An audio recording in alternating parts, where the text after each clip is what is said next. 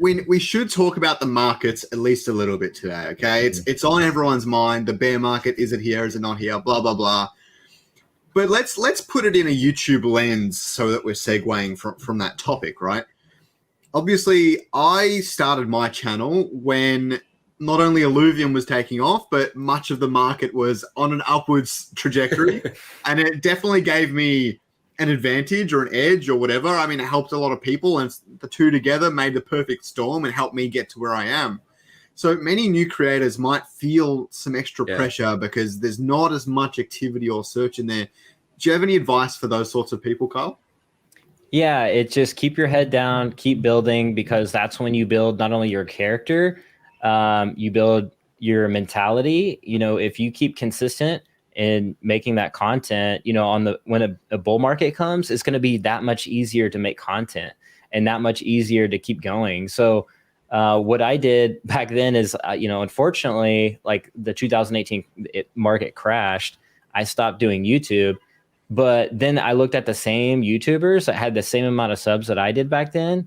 Now they have like 1 million subscribers because they were the default, because they didn't give up.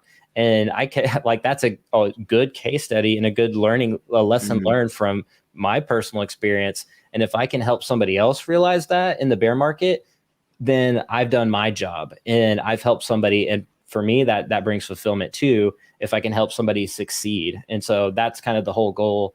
With my position, my role with ILLUVIUM is to do exactly that, help people succeed and get to that next level. And I hear Andrew say it all the time as well, helping people out with their media business, and you know, building those relationships is important. Yeah. And I also think, like, in a bear market, for us as content creators, especially like we were saying, the new content creators, if you're saying that you're not getting a lot of views or much attention in the bear market, that's probably the best time to be pumping out content and getting better. Like, that's the best time to test things out, like learn and try different things. And because once the bear market hits, you'll have got that experience, and you know, all right, this didn't work before, I improved it here, and you can start to actually do things in a more refined way. It's kind of like practicing in the gym. And once the bear market hits, that's the playoff, and you're just knocking down those threes, and you got it down. So it's like training time right now. That's the way I look at it. Exactly. And it's numbers too. So it's like, that's, you know, even if you're only getting like 70 views per video or whatever, it's like, you can literally still compare that data. It's like, oh, this one got over 100. And it's like, what did I do here that got more views? And then, once a bull market comes around, you're getting way more views. It's like, okay, well, now I got this formula figured out, and now I can, you know, so totally agree with that. I think it's really interesting. The way I like to look at it sometimes is, these are fake numbers, so let's keep that in mind. But say if 1,000 views get you $10, right? And I'm not going to lie, some of my videos have actually managed to get me $10 from 1,000 views. If 1,000 views did get you $10, right? And you have 1,000 videos, you can get $10 every hour if every single one of your videos gets 1 view in that hour. And I know that's a weird way to think of it, but it's really interesting.